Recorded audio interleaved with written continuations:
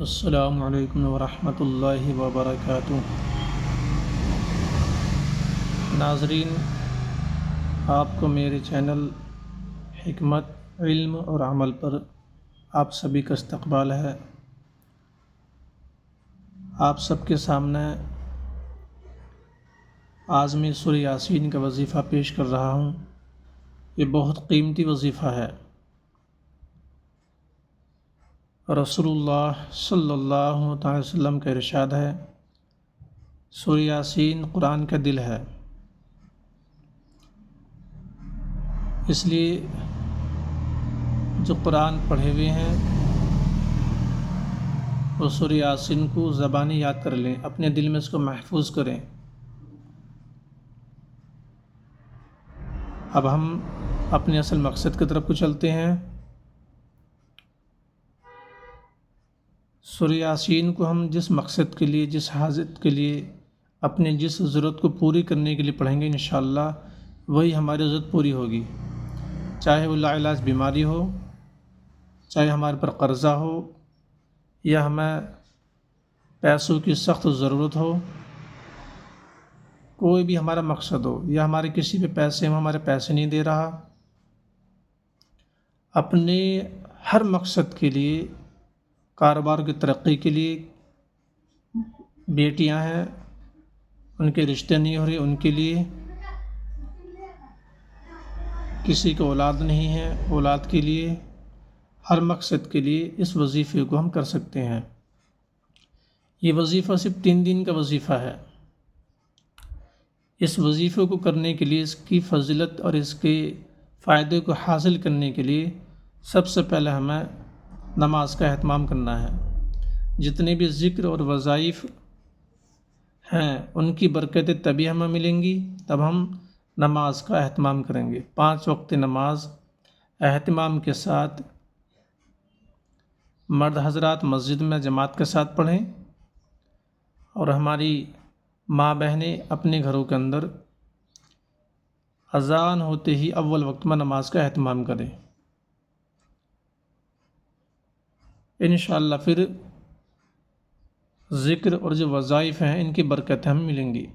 ہم نماز نہ پڑھیں اور صرف وظائف اور ذکر کریں، اس پڑھنے کا کرنے کا ثواب تو ملے گا انشاءاللہ، لیکن مقصد حاصل نہیں ہوگا۔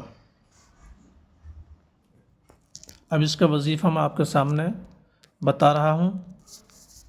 یہ وظیفہ 3 دن کا وظیفہ ہے۔ فجر کی نماز کے بعد یہ وظیفہ کیا جاتا ہے۔ فجر کی نماز پڑھ کر وہیں بیٹھ کر سب سے پہلے ہمیں 7 مرتبہ درود شریف پڑھنا ہے، اور ایک اصل بات، اللہ کی رضا کے لیے ہمیں یہ وظیفہ کریں۔ ہمارا مقصد پورا ہو یا نہ ہو، نیت یہ ہو کہ اللہ تم مجھ سے راضی ہو جائے، اس لیے میں یہ وظیفہ کر رہا ہوں۔ اللہ راضی ہو جائے گا، مقصد بھی انشاءاللہ پورا ہوگا۔ خالص مقصد کے لیے پڑھیں گے تو مقصد پورا بھی ہو سکتا ہے اور نہیں بھی ہو سکتا۔ اللہ کو راضی کرنے کے لیے پڑھیں گے تو ضرور مقصد پورا ہوگا انشاءاللہ، چاہے ہمارے مقصد کی نیت ہو یا نہ ہو۔ اس لیے خالص اللہ کو راضی کرنے کے لیے اس وظیفے کو ہم کریں۔ گناہوں سے بچیں، چھوٹے بڑے جتنے گناہ ہیں۔ اب ہم وظیفے کی طرف کو چلتے ہیں۔ فجر کی نماز کے بعد، نماز پڑھنے کے بعد وہیں بیٹھ جائیں، 7 مرتبہ درود ابراہیمی پڑھیں،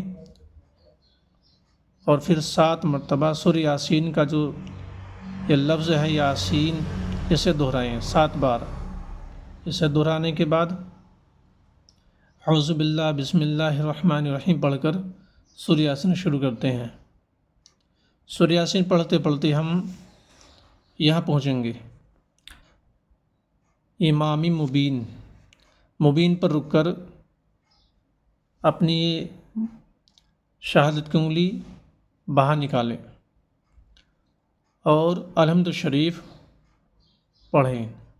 اعوذ باللہ بسم اللہ پڑھ کر الحمد شریف پڑھیں گے، ایاک نعبد و ایاک نستعین یہاں تک پڑھیں، اور پھر اپنی شہادت کی انگلی کھڑی کر لیں، اور یہ اسی طرح سے کھڑی رہے گی۔ اب آگے چلیں۔ اب ہم آگے چلتے ہیں، دوسری آیت آئے گی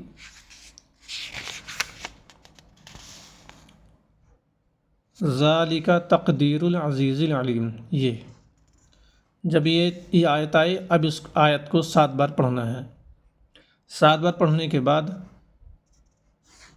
پھر یہاں پر ہمیں یا قدیرو یا عزیزو یا علیمو، یہ بھی 7 بار یہاں پڑھنا ہے۔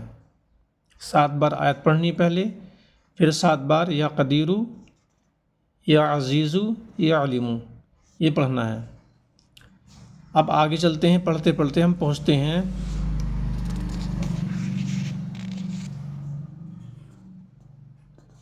سلام قولا من رب رحیم۔ 7 بار اس کو پڑھیں گے۔ 7 بار اس آیت کو پڑھنے کے بعد یا سلامو یا رب الرحیم، یا سلامو یا رب الرحیم، یہ 7 بار دہرائیں۔ اب اس سورہ یاسین کو پڑھتے پڑھتے ہم لاسٹ میں یہاں پہنچتے ہیں مثلہم، اس لفظ کو بھی 7 بار پڑھیں، پھر سورہ یاسین کو پوری کر دیں۔ اب اس کے بعد الحمد شریف شروع سے پڑھیں گے۔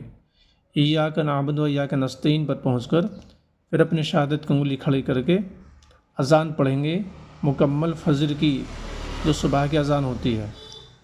اذان پڑھنے کے بعد پھر سورہ فاتحہ کو شروع سے آخر تک پڑھیں گے، ولا الضالین تک۔ اب یہ وظیفہ یہاں، یہ سورہ یاسین پوری ہو چکی۔ اب اس کے بعد ہمیں 2 تسبیح پڑھنی ہے، لا حول ولا قوة الا باللہ العلی العظیم، 100 بار پڑھنی ہے، اور 100 مرتبہ آیت کریمہ لا الہ الا انت سبحانک انی کنت من الظالمین، 100 بار یہ پڑھنی ہے۔ اس کے بعد 7 مرتبہ پھر درود شریف پڑھ کر اب یہ وظیفہ ہمارا ختم ہوا۔ اب اس وظیفے کو پورا کرنے کے بعد جس حاجت کے لیے ہم نے سورہ یاسین پڑھی ہے، 3 دن تک یہ وظیفہ کرنا ہے، اور شروع میں جب پڑھیں گے جس مقصد کے لیے وہ نیت لے کے بیٹھیں، آخر میں اسی کے لیے ہمیں دعا مانگنی اللہ سے۔ مثال کے طور پر ہمارے پر قرضہ ہے تو یہ دعا مانگنی ہے، اللہ میرا قرضہ اتار دے، اس کا انتظام کر دے۔ خوب اللہ سے گڑ گڑا کر دعا مانگے، انشاءاللہ ثم انشاءاللہ 3 دن پورا کرنے کے بعد، چاہے تیسرے دن شام تک یا چوتھے دن یا لاسٹ بالکل حد ہے 5واں دن، ضرور اللہ رب العزت کسی بھی طریقے سے، چاہے اللہ رب العزت کسی اپنی مخلوق کے ذریعے سے، اور چاہے خود اپنے غیبی خزانے سے انتظام کرے، ضرور انشاءاللہ انتظام ہو جائے گا۔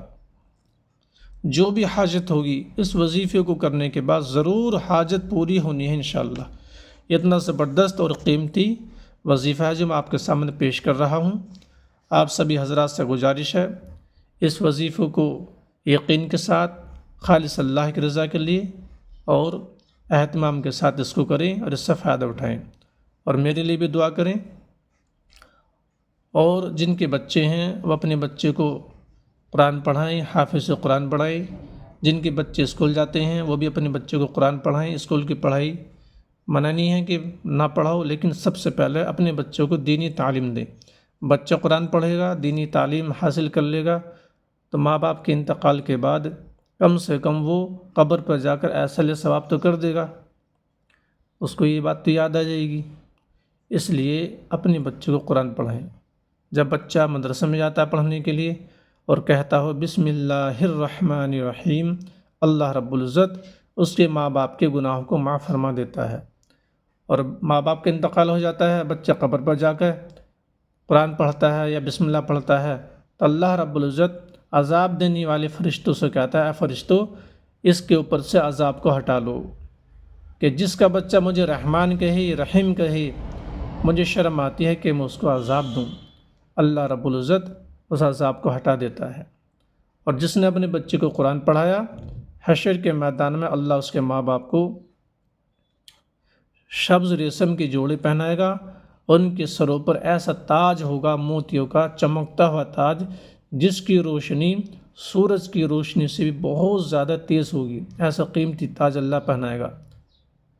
یہ ان بچوں کے ماں باپ کو ملے گا جو اپنے بچوں کو قرآن پڑھاتے ہیں۔ بچوں کو چاہیے کہ وہ پابندی سے اہتمام کے ساتھ پڑھیں، بچوں کو مارے نہ، ڈانٹے نہ، پیار محبت سے سمجھائیں۔ انشاءاللہ اللہ ہم سب کو عمل کی توفیق عطا فرمائے۔